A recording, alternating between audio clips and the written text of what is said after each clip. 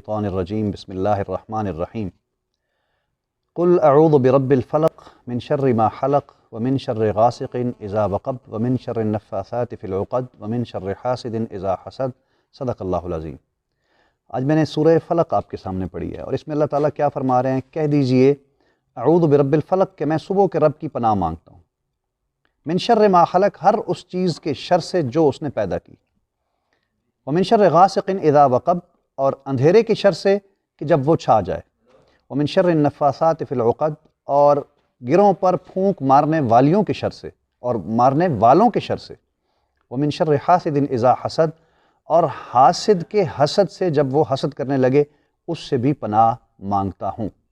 گویا آج کی میری گفتگو حسد کے حوالے سے ہوگی۔ یہ ایک بہت بڑی بیماری ہے، ہمارے معاشرے کی جو سب سے بڑی بیماری ہے وہ حسد ہے۔ یہ گھروں سے شروع ہو کر محلوں تک، محلوں سے شروع ہو کر شہر تک اور پورے ملک تک پھیلا ہوا ایک سلسلہ ہے۔ اور المیہ کیا ہے؟ مسلم معاشرے میں یہ سب سے زیادہ اگر سرایت کرنے والی بیماری ہے اخلاقی معاشرتی تو وہ یہی ہے۔ غیر مسلموں کے اندر یہ بیماری شاید کم ہے لیکن مسلمانوں کے اندر یہ بہت زیادہ ہے۔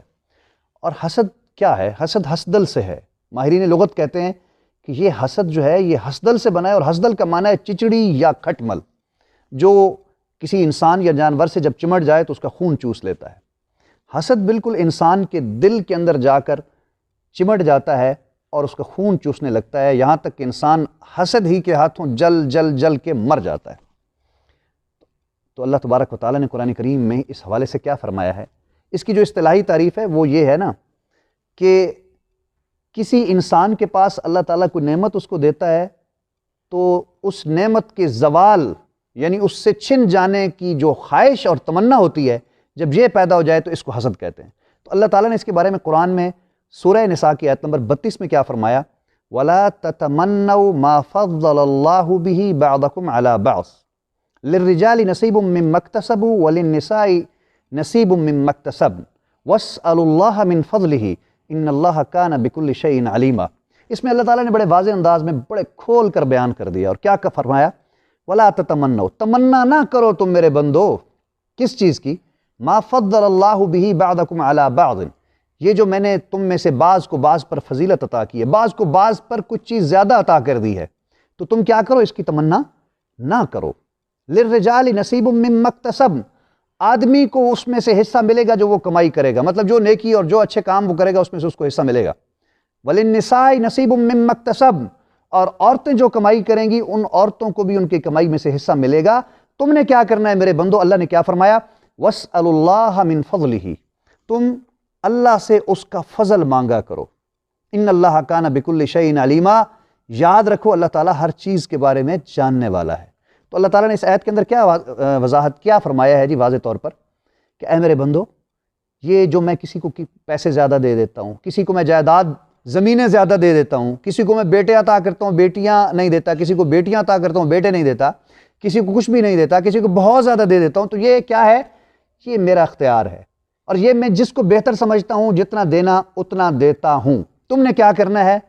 تم نے مجھ سے اگر مانگنا ہے تو فضل مانگنا ہے کہ مجھ سے فضل میرا مانگا کرو، جس پر میں فضل کر دوں جتنا کر دوں یہ میرے اختیار کی بات ہے۔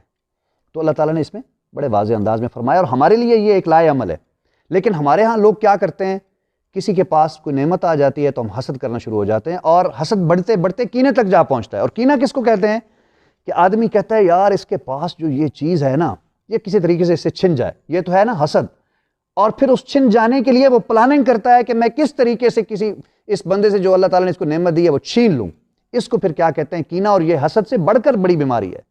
تو آقا کریم صلی اللہ علیہ وسلم نے بڑے واضح انداز میں فرمایا اس کے بارے میں، ایاکم والحسد ان الحسد یاکل الحسنات کما تاکل النار الحطب، کہ بچو حسد سے، حسد نیکیوں کو اس طرح کھا جاتا ہے جس طرح آگ لکڑی کو کھا جاتی ہے۔ اور ایک اور حدیث کے اندر آقا نے فرمایا کہ تم حسد نہ کرو، ولا تجسسوا اور نہ ہی تم جاسوسیاں کرو، یعنی کسی کے ظاہری اور باطنی عیب تلاش کرو، ولا تباغضوا اور نہ ہی بغض کسی کے بارے میں اپنے دل کے اندر رکھو، ولا تناجشوا اور نہ ہی تم کسی کو پھانسنے کے لیے کسی چیز کی زیادہ قیمت لگا دو جو بولیوں میں لوگ کرتے ہیں، یہ کام بھی نہ کرو۔ کیا کرو؟ وَكُونُوا عِبَادَ اللَّهِ إِخْوَانًا اللہ کے بندے بن کر بھائی بھائی بن جاؤ۔